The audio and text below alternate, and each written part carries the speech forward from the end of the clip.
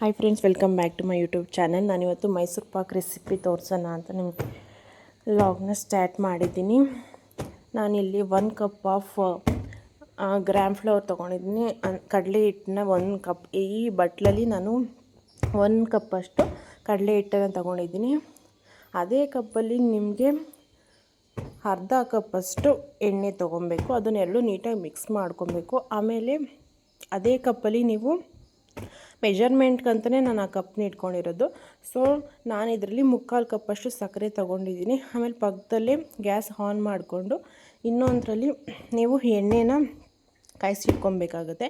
ನೋಡಿ, ತುಂಬ ನಾನು 1 ಕಪ್ ಫುಲ್ಲೂ ಎಣ್ಣೆ ತೊಗೊಂಡಿದ್ದೀನಿ. ಯಾಕಂದರೆ ಅದು ಕಾಯ್ತಾ ಇರಬೇಕಾಗುತ್ತೆ. ನಾವು ಮಿಕ್ಸ್ ಮಾಡ್ಕೊಂಡಿರೋದನ್ನ ಕಡಲೆ ಹಿಟ್ಟು ಜೊತೆ ಇದನ್ನು ಎಣ್ಣೆಲಿ ಹಾಕಿ ಮಿಕ್ಸ್ ಮಾಡ್ಕೊತಾ ಇರಬೇಕು ಆವಾಗಲೇ. ಸೊ ಅದು ಕಾದಿರಬೇಕು. ಈ ಕಡೆ ನೀವು ಪಾಕಕ್ಕೆ ರೆಡಿ ಮಾಡ್ಕೊಳ್ಳಿ. ಸಕ್ಕರೆ ಹಾಕಿದ್ರಲ್ಲ, ಅದಕ್ಕೋಸ್ಕರ ಒಂದು ಎಳೆ ಪಾಕ ಬರೋ ಥರ ನೀವು ಪಾಕ ರೆಡಿ ಮಾಡ್ಕೊಬೇಕಾಗತ್ತೆ. ನೀವು ಜಸ್ಟ್ ಇಲ್ಲಿ 1/2 ಕಪ್ಪಷ್ಟು ನೀರು ತಗೊಂಡ್ರೆ ಸಾಕಾಗುತ್ತೆ. ಯಾಕಂದರೆ ನಮಗೆ ಅದು ನೀಟಾಗಿ ಮಿಕ್ಸ್ ಆದಮೇಲೆ ಅದೇನೇ ಕನ್ಸಿಸ್ಟೆನ್ಸಿ ಗೊತ್ತಾಗುತ್ತಲ್ವ. ಸೊ ಅದಕ್ಕೋಸ್ಕರ ಅದು ನೀಟಾಗಿ ಮಿಕ್ಸ್ ಮಾಡಬೇಕು. ಆಮೇಲೆ ನೀವು ಕಡಲೆ ಹಿಟ್ಟನ್ನು ಮತ್ತು ಹಾಕ್ಕೊಂಡಿರ್ತೀರಲ್ವ ಎಣ್ಣೆನ, ಅದನ್ನು ಕೂಡ ನೀಟಾಗಿ ಏನು ಲಮ್ಸ್ ಇಲ್ದಿರಂಗೆ ನೀಟಾಗಿ ಮಿಕ್ಸ್ ಮಾಡ್ಕೊಬೇಕಾಗತ್ತೆ. ಬಟ್ ಇಲ್ಲಿ ನೀವು ಮೈಸೂರು ಪಾಕ್ ಮಾಡಬೇಕಾದ್ರೆ ಪೇಷನ್ಸ್ ಇಸ್ ವೆರಿ ಇಂಪಾರ್ಟೆಂಟ್ ಅಂತಲೇ ಹೇಳ್ಬೋದು. ಯಾಕಂದರೆ ಎಷ್ಟು ಹ್ಯಾಂಡ್ಗೆ ಫ್ರೀ ಇಲ್ದಿರೇ ಇದನ್ನು ಮಾಡೋಕ್ಕೆ ಆಗುತ್ತೆ. ನೋಡಿ, ಇಲ್ಲಿ ಕೂಡ ಫಸ್ಟ್ ಸ್ಟಾರ್ಟಿಂಗಲ್ಲಿ ನೀವು ಕಡಲೆ ಹಿಟ್ಟು ಮತ್ತು ಎಣ್ಣೆ ಹಾಕ್ಕೊಂಡಿರ್ತಾರಲ್ವ, ಅದನ್ನು ನೀಟಾಗಿ ಮಿಕ್ಸ್ ಮಾಡ್ಕೊಬೇಕಾಗತ್ತೆ. ಆವಾಗ ಕೂಡ ಫಾಸ್ಟಾಗಿ ಮಿಕ್ಸ್ ಮಾಡ್ಕೊಬೇಕಾಗತ್ತೆ. ನೋಡಿ, ನಾನು ತೋರಿಸ್ತಾ ಇದ್ದೇನಲ್ವ, ಆ ಕನ್ಸಿಸ್ಟೆನ್ಸಿಗೆ ಬರಬೇಕು. ಅಲ್ಲಿವರೆಗೂ ಮಿಕ್ಸ್ ಮಾಡ್ಕೊಳ್ಳಿ. ಇದು ನಾನು ತೋರಿಸ್ಕೊಡ್ತಿರೋದು ದ ಬೆಸ್ಟ್ ಈಸಿಯೆಸ್ಟ್ ಮೆಥಡ್ ಅಂತಲೇ ಹೇಳ್ಬೋದು ಮೈಸೂರು ಪಾಕ್ ಮಾಡೋಕ್ಕೆ. ನಿಮಗೆ ಇಲ್ಲಿ ನಾನು ತೋರಿಸ್ತಾ ಇರೋದು ಯಾವ ರೀತಿ ಅಂದರೆ ಜಾಸ್ತಿ ಸ್ಮೂತ್ ಇರುತ್ತಲ್ವ, ಆ ರೀತಿ ಎಲ್ಲ ಅವಾಗೆಲ್ಲ ತೂತು ಥರ ಬರೋದಲ್ವ, ನಮ್ಮ ಮನೇಲಿ ಅದೇ ಇಷ್ಟಪಡ್ತಾರೆ. ಸೊ ಅದಕ್ಕೋಸ್ಕರ ನಾನು ಅದನ್ನೇ ಮಾಡ್ತಾಯಿರೋದು. ನಿಮಗೆ ಆ ರೀತಿ ಬೇಕು ಅಂದರೆ ಕಾಮೆಂಟ್ ಮಾಡಿ, ನಾನು ನಿಮ್ಗೆ ಅದನ್ನು ಕೂಡ ರೆಸಿಪಿನ ಯಾವ ರೀತಿ ಮಾಡೋದಂತ ಶೇರ್ ಮಾಡ್ಕೊತೀನಿ.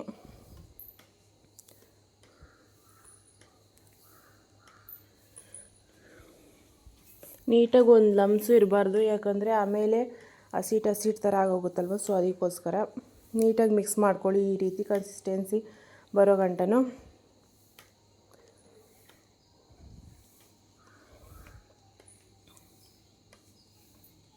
ನೀವಿಲ್ಲಿ ಅದೇ ಕಡೆಯೂ ಒಂದೇ ಕಡೆ ನೆಕ್ಸ್ಟ್ ಈ ಥರ ಮಾಡಿ ಇಟ್ಕೊಂಡಾದ್ರೂ ನೀವು ಪಾಕ ತೊಗೊಳ್ಬೋದು. ನಾನು ಒಂದೇ ಸತಿ ಮಾಡ್ತಾಯಿದ್ದೀನಿ. ಆ ಕಡೆ ಪಾಕಕ್ಕೂ ಇಟ್ಟಿದ್ದೀನಿ, ಅದು ಕೂಡ ಬರ್ತಾಯಿದೆ. ನೀವು ನೀಟಾಗಿ ಮಿಕ್ಸ್ ಮಾಡ್ಕೊತಿರ್ಬೇಕು. ನೋಡಿ, ಆ ಥರಲ್ಲೂ ಹಾಕಿರೋದು. ಸೊ ಅದಕ್ಕೋಸ್ಕರ ತೋರಿಸ್ತಾ ಇದ್ದೀನಿ ಆ ಕಪ್ಪಲ್ಲಿ. ನೀವು ಸ್ವೀಟ್ ರೆಸಿಪೀಸ್ ಮಾಡ್ತೀರಾ ಅಂದರೆ ನಿಮಗೆ ಮೆಜರ್ಮೆಂಟ್ ಕಪ್ ಇಟ್ಕೊಂಡ್ರೇ ಸರಿ. ನಾನು ಇರೋದ್ರಲ್ಲಿ ಯಾವ ರೀತಿ ಮಾಡ್ಬೋದು ಅಂತ ನಾನು ತೋರಿಸ್ತಾ ಇದ್ದೀನಿ ಅಷ್ಟೇ. ಇಲ್ಲದೇ ಇರೋರು ಮಾಡ್ಕೊಬೋದಲ್ಲ, ಅದಕ್ಕೋಸ್ಕರ. ನೋಡಿ, ಈ ರೀತಿ ಮಿಕ್ಸ್ ಮಾಡ್ಕೊತಾ ಇದ್ದಾಗೆ ಅದು ಒಂದೆಳೆ ಪಾಕ ಬರ್ತಾ ಇರುತ್ತೆ. ಆ ಕಡೆ ಎಣ್ಣೆ ಕೂಡ ಇಟ್ಕೊಂಡಿದ್ದೀನಿ, ಅದು ಕೂಡ ಕಾಯ್ತಾ ಇರಬೇಕು. ಯಾಕಂದರೆ ಜಾಸ್ತಿ ಫ್ಲೇಮಲ್ಲಿ ಇಡಬೇಡಿ. ಎಣ್ಣೆ ಹಾಕಿದ ತಕ್ಷಣ ಆಮೇಲೆ ಸೀದೋಗೋ ಥರ ಆಗಬಾರ್ದು. ಸೊ ಅದಕ್ಕೋಸ್ಕರ ಸ್ಲಿಮ್ಮಲ್ಲೇ ಇಟ್ಕೊಂಡು ಕಾಯಿಸ್ಕೊಬೇಕು. ಇದು ಕೂಡ ನಾನು ಒಂದೆಳೆ ಪಾಕ ಬಂತು. ನೀವು ಕೈ ಬಿಡ್ದಿರ ಬೇಗ ಮಾಡ್ತಾ ಇರಬೇಕು. ಸೊ ಆವಾಗ ನಿಮಗೆ ಕನ್ಸಿಸ್ಟೆನ್ಸಿ ಗೊತ್ತಾಗುತ್ತೆ. ಅದು ಒಂದೆಳೆ ಪಾಕ ಬರ್ತಾಯಿದೆ ಅನ್ನೋಂಗೆ ನೀವು ಮಿಕ್ಸ್ ಮಾಡಿ ಇಟ್ಕೊಂಡಿದ್ರಲ್ಲ ಕಡಲೆ ಹಿಟ್ಟು ಮತ್ತು ಎಣ್ಣೆ, ಅದನ್ನು ಕೂಡ ಅದ್ರ ಜೊತೆ ಹಾಕಿ ಮಿಕ್ಸ್ ಮಾಡ್ಕೊಬೇಕು. ಹಾಕ್ಕೊತ ಇದ್ದಾಗ ನೀವು ಆಗಲೇ ನೀಟಾಗಿ ಮಿಕ್ಸ್ ಮಾಡ್ಕೊಬೇಕಾಗುತ್ತೆ. ಪಾಕದೊಳಗಡೆ ಆವಾಗಲೇ ನೀಟಾಗಿ ಬ್ಲೆಂಡ್ ಆಗೋದು.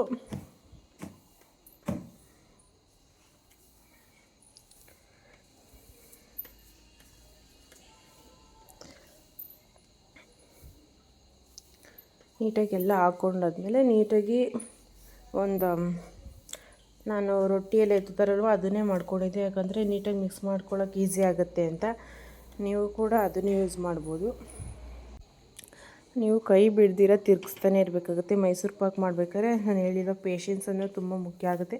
ಆವಾಗಲೇ ನಿಮಗೆ ನೀಟಾಗಿ ಪರ್ಫೆಕ್ಟಾಗಿ ಮೈಸೂರು ಪಾಕ್ ಬರೋದು.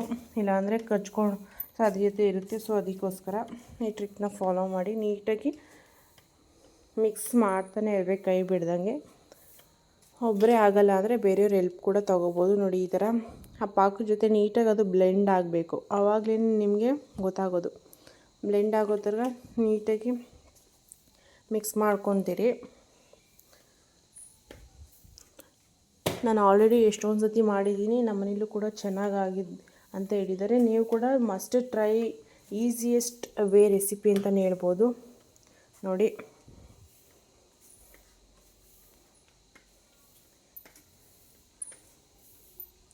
ಆ ಥರ ತಿರುಗಿಸ್ತಾನೆ ಇದ್ದಾಗ ನಿಮಗೆ ಅದೇ ಗೊತ್ತಾಗುತ್ತೆ ಕನ್ಸಿಸ್ಟೆನ್ಸಿ. ಈ ರೀತಿ ಆಗಬೇಕಾದ್ರೆ ನಿಮಗೆ ಬುರ್ಬುರ್ ಅಂತ ಇರುತ್ತಲ್ವ, ಸೊ ಆವಾಗ ಎಣ್ಣೆ ಹಾಕೋತಾ ಇರಬೇಕಾಗತ್ತೆ. ಆಮೇಲೆ ಮಿಕ್ಸ್ ಮಾಡ್ಕೊತಾ ಇರಬೇಕಾಗತ್ತೆ. ನೀವು ಎಷ್ಟು ಮೆಜರ್ಮೆಂಟಲ್ಲಿ ನೋಡಿಕೊಂಡು ಎಣ್ಣೆ ಕಾಯ್ಸೋಕೆ ಇಟ್ಕೊಂಡಿರ್ತಾರೋ ಅದನ್ನೇ ಸ್ವಲ್ಪನೇ ಹಾಕಬೇಕಾಗತ್ತೆ. ಹಾಕ್ಕೊಂಡು ಹಂಗೆ ತಿರುಗಿಸ್ಕೋತಾ ಇದ್ದರೆ ಅದೇ ಎಣ್ಣೆ ಬಿಡುತ್ತೆ ಲಾಸ್ಟಲ್ಲಿ. ಫಸ್ಟ್ ನಾವು ಹಾಕ್ತಾ ಇರ್ಬೇಕಾದ್ರೆ ಒಂದು 2-3 ಸತಿ ಅದೇ ಎಣ್ಣೆ ಹೀರ್ಕೊಳ್ಳುತ್ತೆ. ಆಮೇಲೆ ಅದನ್ನೇ ಎಣ್ಣೆ ಬಿಡುತ್ತೆ. ಆವಾಗ ನಿಮಗೆ ಮೈಸೂರು ಪಾಕ್ ಹಾಕಿದೆ ಅಂತ ಗೊತ್ತಾಗುತ್ತೆ. ನೋಡಿ ಇನ್ನೂ ಆ ಥರ ಬುರ್ಬುರ್ ಅಂತಿದೆಯಲ್ಲ, ಸೊ ಅಲ್ಲಿವರೆಗೂ ನೀವು ಇನ್ನೂ ಎಣ್ಣೆ ಹಾಕೋತಾನೆ ಇರಬೇಕಾಗತ್ತೆ.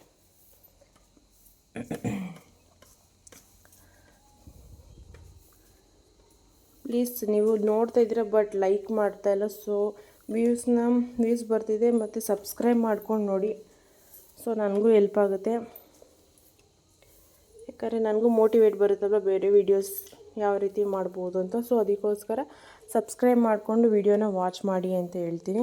ನೋಡಿ ಈ ಥರ ನಿಮಗೆ ಗೊತ್ತಾಗ್ತಾಯಿದೆ ಕನ್ಸಿಸ್ಟೆನ್ಸಿ ಬರ್ತಿದೆಯಲ್ವ. ಸೊ ಅದಕ್ಕೋಸ್ಕರ ನೋಡಿ ಅವಾಗವಾಗ ಸ್ವಲ್ಪ ಈ ಥರ ನೀವೇನು ಎಕ್ಸ್ಟ್ರಾ ಎಣ್ಣೆ ಹಾಕೊಳಂಗಿಲ್ಲ. ಎಷ್ಟು ತೊಗೊಂಡಿದ್ದೀರೋ ಅದನ್ನೇ ಸ್ವಲ್ಪ ಹಾಕ್ಕೊಂಡು ತಿರ್ಗಿಸ್ಕೋತಾ ಇರಬೇಕು. ಆವಾಗಲೇ ನಿಮಗೆ ಕನ್ಸಿಸ್ಟೆನ್ಸಿ ಗೊತ್ತಾಗುತ್ತೆ. ನೋಡಿ ಈ ರೀತಿ ಮಿಕ್ಸ್ ಮಾಡ್ಕೊತಾನೆ ಇರಬೇಕು. ಕೈನ ಮಾತ್ರ ಬಿಡಬಾರ್ದು. ಆವಾಗಲೇ ನಿಮಗೆ ಪರ್ಫೆಕ್ಟಾಗಿ ಮೈಸೂರು ಪಾಕ್ ಅನ್ನೋದು ಬರೋದು.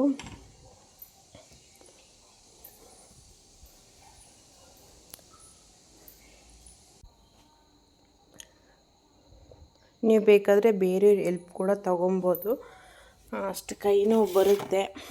ಬಟ್ ನೀವು ಪರ್ಫೆಕ್ಟಾಗಿ ಮಾಡಿದ್ಮೇಲೆ, ನೀವು ಅದನ್ನು ಟೇಸ್ಟ್ ಮಾಡಿದ್ಮೇಲೆ ನಿಮ್ಗೆ ಯಾವ ಕೈ ನೋವು ಕೂಡ ಏನಂತಾರೆ, ಅಯ್ಯೋ ಪರವಾಗಿಲ್ಲ ಬಿಡು ಕೈ ನೋವು ಬರ್ಸ್ಕೊಂಡಿದ್ದಕ್ಕೂ ಇಷ್ಟ ಸ್ವೀಟ್ ತಿಂತಾ ಇದೆಯಲ್ಲ ಆ ಥರ ಫೀಲಿಂಗ್ ಬಂದ್ಬಿಡುತ್ತೆ ನಿಮಗೆ.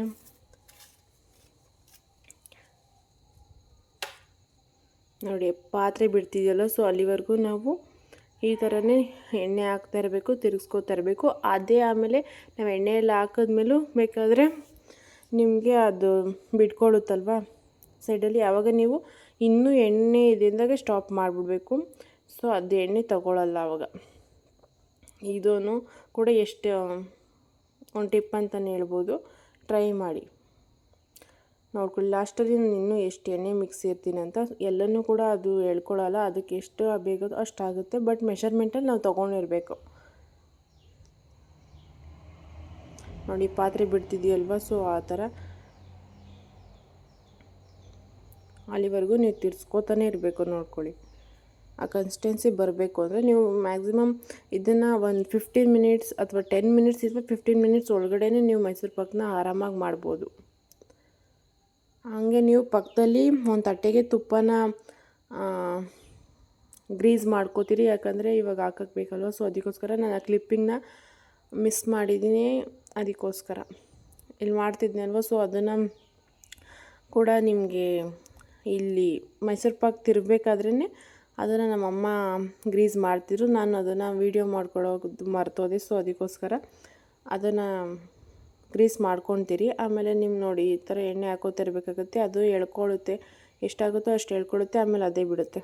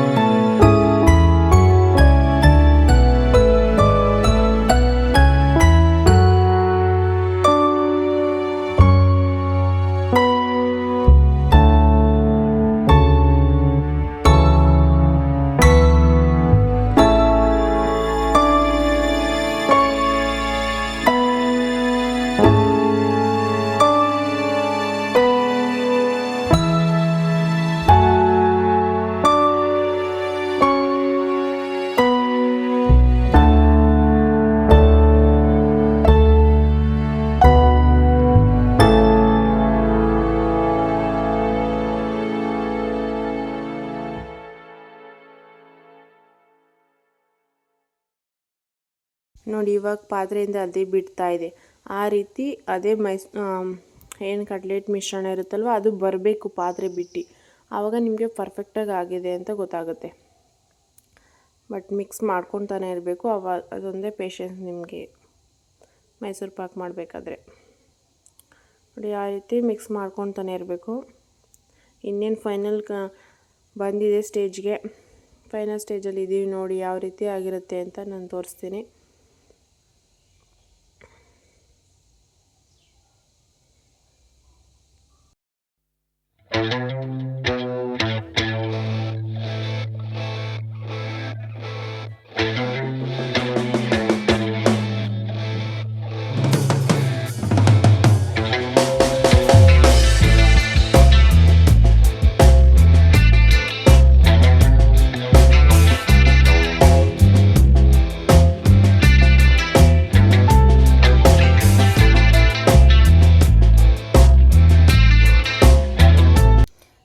ನೀವು ಈ ಸ್ಟೇಜಲ್ಲಿ ನೀವು ತುಪ್ಪ ಕೂಡ ಹಾಕೊಬೋದು. ಅದು ಫ್ಲೇವರ್ ಕೂಡ ಚೆನ್ನಾಗಿರುತ್ತಲ್ವ, ಸೊ ಅದಕ್ಕೋಸ್ಕರ ನೀವು ತುಪ್ಪ ಹಾಕ್ಕೊಳ್ಳಿ. ನಾನಿಲ್ಲಿ 2 ಸ್ಪೂನ್ ಅಷ್ಟು ತುಪ್ಪ ಹಾಕ್ಕೊಂಡಿದ್ದೀನಿ. ದೊಡ್ಡ ಸ್ಪೂನಲ್ಲೇ 2 ಸ್ಪೂನ್ ತುಪ್ಪ ಹಾಕ್ಕೊಂಡಿದ್ದೀನಿ. ನೋಡಿ ಇವಾಗೆಲ್ಲ ಎಣ್ಣೆ ಅದೇ ಬಿಡ್ತಾಯಿದೆ. ಈ ಸ್ಟೇಜ್ವರೆಗೂ ನೀವು ಎಣ್ಣೆ ಹಾಕೋತಾ ಇರಬೇಕಾಗುತ್ತೆ. ಎಣ್ಣೆ ಬಿಡೋಕ್ಕೆ ಸ್ಟಾರ್ಟ್ ಮಾಡಿದ್ಮೇಲೆ ನೀವು ಸ್ಟಾಪ್ ಮಾಡಬೇಕಾಗತ್ತೆ ಎಣ್ಣೆ ಹಾಕೊಳ್ಳೋದನ್ನ. ಆವಾಗ ನೀವು ನೀಟಾಗಿ ಮಿಕ್ಸ್ ಮಾಡಬೇಕು. ಈ ಸ್ಟೇಜ್ನಲ್ಲಿ ನೀವು ನೀಟಾಗಿ ಮಿಕ್ಸ್ ಮಾಡಬೇಕು. ಆವಾಗ ಅದು ನೀಟಾಗಿ ಬ್ಲೆಂಡ್ ಆಗುತ್ತೆ ಗೀ ಮತ್ತು ತುಪ್ಪ ಮತ್ತು ಎಣ್ಣೆಯಲ್ಲಿ. ನೋಡಿ ಎಲ್ಲ ಎಣ್ಣೆ ಯಾವ ರೀತಿ ಬಿಡ್ತಾ ಇದೆ ಅಂತ. ಬಟ್ ನೀವು ಅದನ್ನು ಪ್ಲೇಟ್ಗೆ ಹಾಕ್ಕೋತೀರಲ್ವ ಮೈಸೂರು ಪಾಕನ್ನ, ಆವಾಗೂ ಕೂಡ ಎಣ್ಣೆನ ಹಾಕ್ಬಿಡ್ಬೇಕು, ಇಲ್ಲಾಂದರೆ ಅದು ಗಟ್ಟಿ ಆಗಿಬಿಡುತ್ತೆ. ಇಷ್ಟೇ ಬಿಟ್ಟಿದೆ ನೋಡಿ. ಅದನ್ನು ನೀವು ಇವಾಗ ಪ್ಲೇಟ್ಗೆ ಸರ್ವ್ ಮಾಡ್ತೀರಲ್ವ ಆವಾಗ ನೀವು ಆ ಎಣ್ಣೆನೂ ಕೂಡ ಹಾಕಬೇಕು. ಒಬ್ರೊಬ್ರು ಎಣ್ಣೆ ಬಿಟ್ಬಿಟ್ಟಿದೆ ಅಂತ ಬರೀ ಕಡ್ಲೆಟ್ ಮಿಶ್ರಣ ಮಾತ್ರ ಪ್ಲೇಟ್ಗೆ ಹಾಕ್ಕೊತಾರೆ. ಆವಾಗ ಅದು ತುಂಬ ಗಟ್ಟಿ ಆಗಿಬಿಡುತ್ತೆ. ನೀವೇನಾದರೂ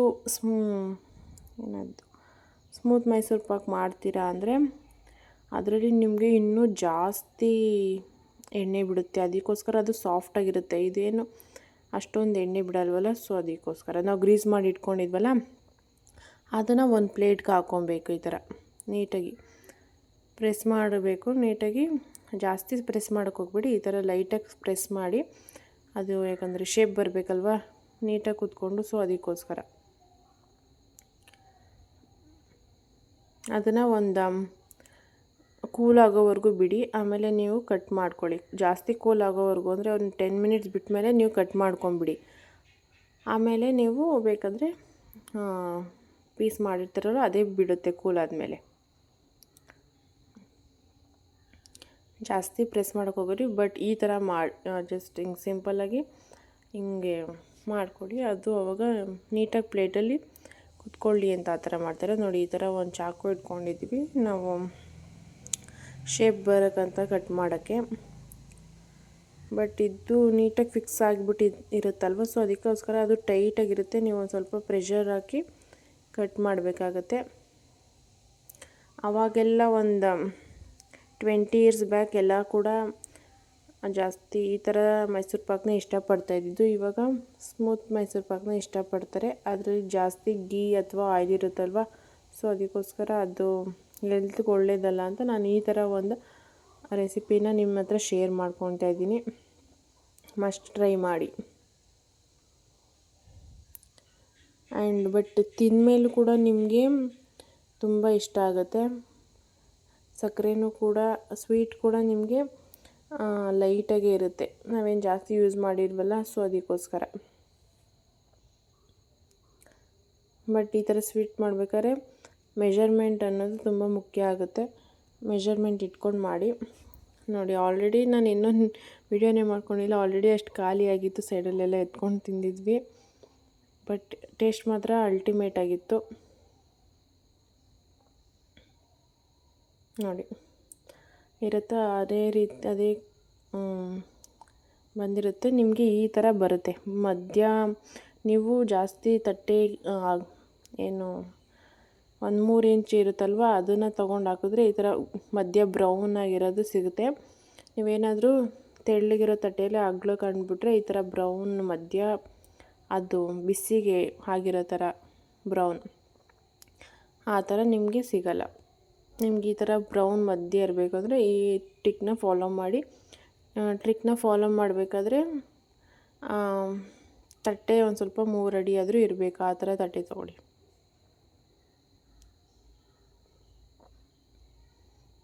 ನನ್ನ ಫ್ರೆಂಡ್ಸ್ ಕೂಡ ಬಂದಿದ್ದರು, ಅವ್ರಿಗೂ ಕೂಡ ಟೇಸ್ಟ್ ಮಾಡೋಕ್ಕೆ ಕೊಟ್ಟಿದ್ದಕ್ಕೆ ತುಂಬ ಚೆನ್ನಾಗಿದೆ ಅಂತಲೂ ಕಾಂಪ್ಲಿಮೆಂಟ್ ಕೊಟ್ಟರು. ನೀವು ಕೂಡ ಮಸ್ಟ್ ಟ್ರೈ ಮಾಡಿ.